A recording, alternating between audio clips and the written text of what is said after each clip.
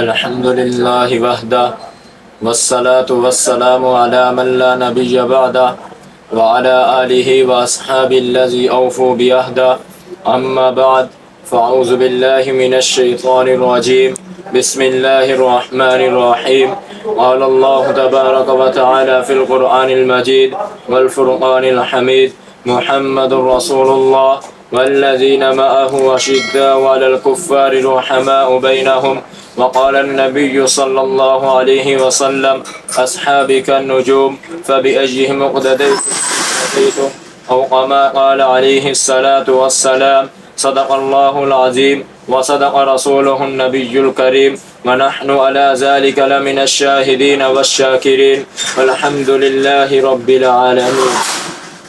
ہم ابو بکر، عمر، عثمان و علی کو اپنی جان کا سلام لکھیں گے۔ ہم ابو بکر، عمر، عثمان و علی کو اپنی جان کا سلام لکھیں گے۔ دل کے ہر ورق پر ہر صحابی کا نام لکھیں گے۔ اگر ہمیں آسماں کی حکومت ملی اے دوستو تو ہم ہر ستارے کے بدلے ہر صحابی کا نام لکھیں گے۔ صدر عزیز وقار، سامعین گرامی اور میرے بھائیوں، آج میں عظمت صحابہ کے حوالے سے کچھ قیمتی باتیں آپ کے گوشے گزار کرنا چاہتا ہوں۔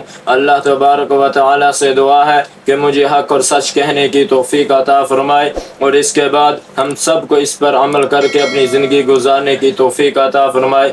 سامعین گرامی، لوگ میرے آقا کے معجزات کی باتیں کرتے ہیں۔ آپ حضرات کو معلوم ہونا چاہیے کہ آقا کائنات صلی اللہ علیہ وسلم کے معجزات کی تعداد ہزاروں میں ہے، لیکن بڑے معجزات چار ہیں۔ قرآن بڑا معجزہ، ختم نبوت بڑا معجزہ، معراج بڑا معجزہ، اور ان تینوں کا نچوڑ صحابہ اکرام وہ بڑا معجزہ۔ حضور صلی اللہ علیہ وسلم نے جو قرآن میں بتایا وہ صحابہ کی شکل میں آیا۔ حضور صلی اللہ علیہ وسلم نے جو اعلان ختم نبوت کیا وہ صحابہ کی شکل میں آیا۔ حضور صلی اللہ علیہ وسلم نے جو معراج پر جا کر کہا وہ صحابہ کی شکل میں آیا۔ حضور صلی اللہ علیہ وسلم کے سارے قرآن کا نچوڑ صحابہ ہیں۔ پیغمبر کی مکی زندگی کا نچوڑ صحابہ ہیں، نبی کی مدنی زندگی کا نچوڑ صحابہ ہیں، نبی کی گفتگو کا نچوڑ صحابہ، نبی کے کردار کا نچوڑ صحابہ، نبی کے اخلاق کا نچوڑ صحابہ۔ آپ غور کریں، حضور صلی اللہ علیہ وسلم جنگ بدر میں تشریف لے گئے۔ جنگ بدر ابھی شروع نہیں ہوئی تھی، دشمنوں نے ابھی آنا تھا۔ 1000 دشمن تھا اور صحابہ اکرام کی تعداد 313 ہے۔ حضور صلی اللہ علیہ وسلم نے پہلے جا کر کچھ میدان پر قبضہ کر لیا جہاں جنگ ہونی تھی۔ حضور صلی اللہ علیہ وسلم نے وہاں ایک پانی کے چشمے پر قبضہ کر لیا اور آپ صلی اللہ علیہ وسلم نے فرمایا سعد بن ابی وقاص سے کہ یہاں میرا خیمہ لگاؤ۔ حضور صلی اللہ علیہ وسلم کا وہاں خیمہ لگایا گیا۔ خیمہ چھت والا تھا، یعنی اس کے ارد گرد لکڑی کی تختیاں لگا دی جاتی تھی۔ اسے عربی زبان میں عریش کہتے ہیں۔ عریش خیمے کا نام ہے۔ حضور صلی اللہ علیہ وسلم کے لیے عریش بنایا گیا۔ آپ صلی اللہ علیہ وسلم اس میں داخل ہوئے اور سعد بن ابی وقاص سے فرمایا کہ سعد تم میرے دروازے پہ بیٹھے رہنا، کوئی آدمی بغیر اجازت کے اندر نہیں آ سکتا سوائے ایک آدمی کے۔ حضرت سعد نے پوچھا وہ کون ہے؟ حضور صلی اللہ علیہ وسلم نے فرمایا وہ ابو بکر صدیق ہے جو بغیر اجازت کے اندر آ سکتا ہے۔ حدیث شریف کے بیان کے مطابق حضور صلی اللہ علیہ وسلم نے عشاء کی نماز پڑھی، سجدہ کیا، پھر نماز پڑھی، سجدہ کیا۔ حضرت ابو بکر صدیق آدھی رات کے وقت تشریف لاتے ہیں تو کیا دیکھتے ہیں کہ حضور صلی اللہ علیہ وسلم سجدے میں ہے۔ چاند کی چاندنی تھی، حیران ہو گئے کہ اتنی دیر ہو گئی آپ صلی اللہ علیہ وسلم ابھی سجدے میں ہے۔ تو جب انہوں نے غور سے دیکھا تو آپ صلی اللہ علیہ وسلم کے پگڑی مبارک گری ہوئی ہے اور زلفیں مبارک بکھری ہوئی ہیں۔ تو آپ صلی اللہ علیہ وسلم اللہ کے دروازے پر رو رہے ہیں اور آپ صلی اللہ علیہ وسلم کے آنکھوں سے آنسوں سے پتھر بھی تر ہو چکے تھے اور حضور صلی اللہ علیہ وسلم روتے ہوئے ایک الفاظ بیان فرما رہے تھے۔ اس لفظ پر غور کرنا، یہ لفظ اس عنوان کی بہت بڑی تمہید ہے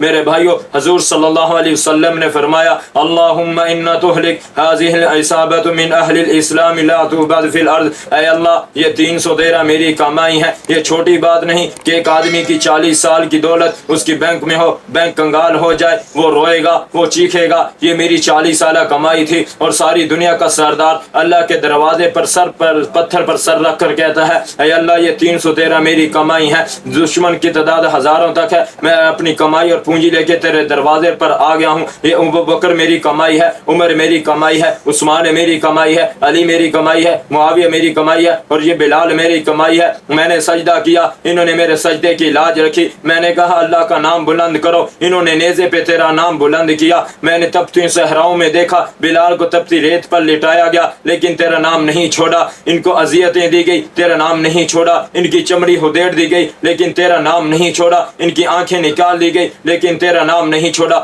آج میں ان کو کیسے چھوڑ دوں؟ یہ 313 میرے لیے گھر بار چھوڑنے والے, ٹکڑے کروانے والے, اپنی بیویوں کو بیوہ کروانے والے, آج میں سب کو جمع کر کے تیرے دروازے پر لایا ہوں.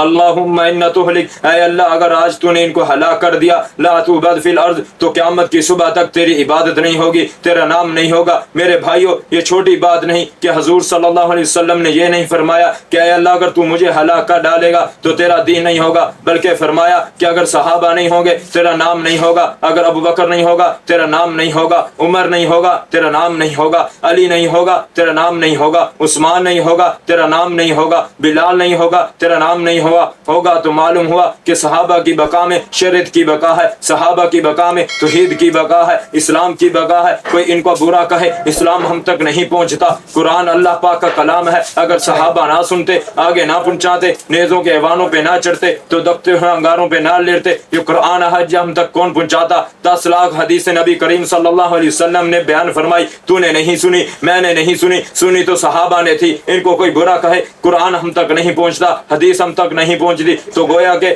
حضور صلی اللہ علیہ وسلم کے معراج کا معجزہ نچوڑ صحابہ, حضور صلی اللہ علیہ وسلم کے ختم نبوت کا معجزہ نچوڑ صحابہ, حضور صلی اللہ علیہ وسلم کے قرآن کا معجزہ نچوڑ صحابہ. تو گویا نبی کا قرآن بھی اعلیٰ, معراج بھی اعلیٰ, ختم نبوت بھی اعلیٰ, اور صحابہ بھی اعلیٰ. سامعین گرامی, قرآن اللہ پاک کا کلام ہے, اس میں 700 آیات صحابہ کرام کے لیے ہیں, 700 آیاتیں صحابہ کی شان میں ہیں. تورات حضرت موسیٰ علیہ السلام پر اتری, اس میں حضرت موسیٰ علیہ السلام کے صحابہ کے لیے 4 آیاتیں, اور حضور صلی اللہ علیہ وسلم کے صحابہ کے لیے 5 آیاتیں. انجیل حضرت عیسیٰ علیہ السلام پر اتری, اس میں حضرت عیسیٰ علیہ السلام کے صحابہ کے لیے 5 آیاتیں, اور حضور صلی اللہ علیہ وسلم کے صحابہ کے لیے 12 آیاتیں. حضور حضرت زبور حضرت داؤد علیہ السلام پر اتری, اس میں حضرت داؤد علیہ السلام کے صحابہ کے لیے 6 آیاتیں, اور حضور صلی اللہ علیہ وسلم کے صحابہ کے لیے 15 آیاتیں. کتابیں پہلے زمانے کی ہیں اور ذکر صحابہ کا ہے. یہ کیسے ہے؟ قرآن نے فرمایا ذالک مثلہم فی التوراۃ ومثلہم فی الانجیل, صحابہ وہ جماعت ہیں جن کا ذکر تورات انجیل میں ہو چکا ہے. بھائیو نبیوں کا ذکر تو کتابوں میں ہوتا ہے, صحابہ کیا کیوں ہوا؟ آج لوگ بڑی آسانی سے کہہ دیتے ہیں چھوڑو جی اللہ اور رسول کی باتیں کرتے ہیں, صحابہ تو تیسرے نمبر پر ہیں. میں حیران ہوتا ہوں, تو قرآن تو سارا بھرا ہوا ہے صحابہ کی شان میں, 750 آیات صحابہ کی شان میں. اللہ کو کیا ضرورت تھی صحابہ کا ذکر قرآن میں کرنے کی؟ اللہ کو پتا تھا کہ اسلام کی بقا اسی جماعت سے وابستہ ہوگی کہ محمد صلی اللہ علیہ وسلم کے بعد کوئی نبی نہیں آئے گا, اور اسی لیے اسلام میں جتنی پختی ان کے مانا جائے گا اتنی ہی اسلام میں بقا اور پختی پیدا ہوگی. تو اسی لیے میں کہتا ہوں لے شوق سے نام صحابہ کا, کر چرچہ عام صحابہ کا, گر طلب ہے تجھ کو جنت کی تو پلہ تھام صحابہ کا. وآخر دعوانا ان الحمد للہ رب العالمین.